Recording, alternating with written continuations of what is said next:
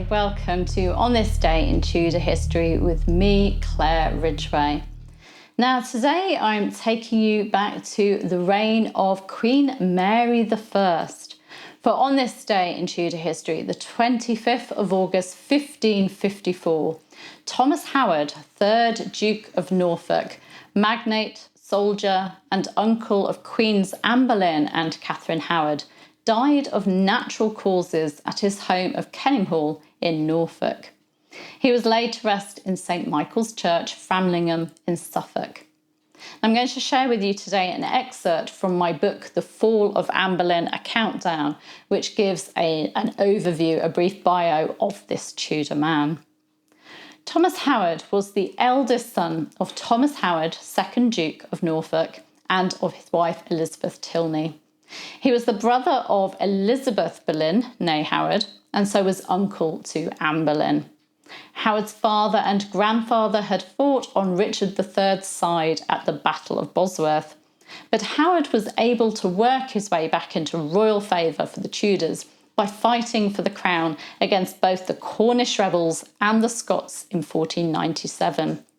He was made a Knight of the Garter in 1510 and was created Earl of Surrey in 1514 and succeeded his father as Duke of Norfolk in 1524. In September 1513, he was prominent in leading the English army in defeating the Scots at the Battle of Flodden. In the 1520s, Howard clashed with Cardinal Wolsey over foreign policy. He preferred war and Wolsey preferred diplomacy, and he was involved with the Duke of Suffolk's and the Boleyn's families' push for Wolsey to be removed from power. In the 1530s, Howard, as the Duke of Norfolk, carried out diplomatic missions and advised the king on the situation in Ireland.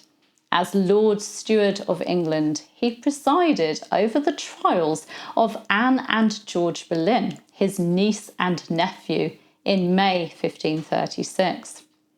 After acting as Lord Steward at their trials, Norfolk went on to be godfather to Edward VI, who was Prince Edward at the time, at his christening in October 1537, and a commissioner at Queen Jane Seymour's funeral in November 1537.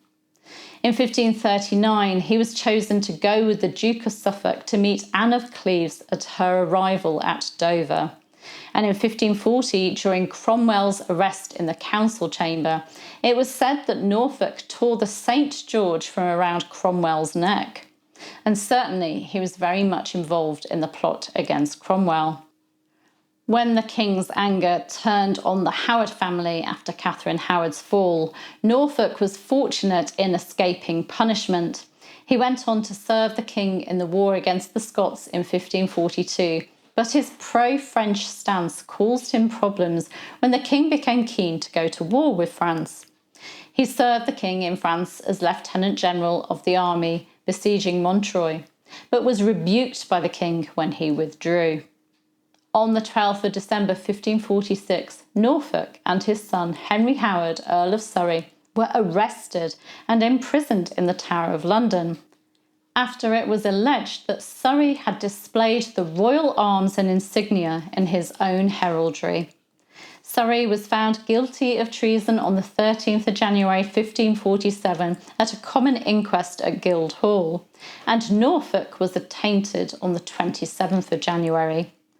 Both men were sentenced to death, and Surrey was executed on the 19th of January 1547.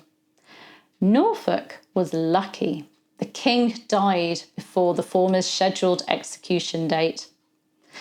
As a consequence, in 1553, Norfolk was released and pardoned by Queen Mary I, and he died naturally at Kenninghall on the 25th of August 1554. And as I said, he was laid to rest at St Michael's Church, Framlingham. What a lucky escape he had. Also on this day in Tudor history, the 25th of August 1549, Robert Kett and his rebels launched an attack on the south side of Norwich and burnt a number of buildings. Kett's rebellion lasted from July 1549 until the Battle of Dussingdale on the 27th of August 1549. But what was it all about? What were the rebels' grievances? Well, you can find out in last year's video, and you'll find a link to that in the description.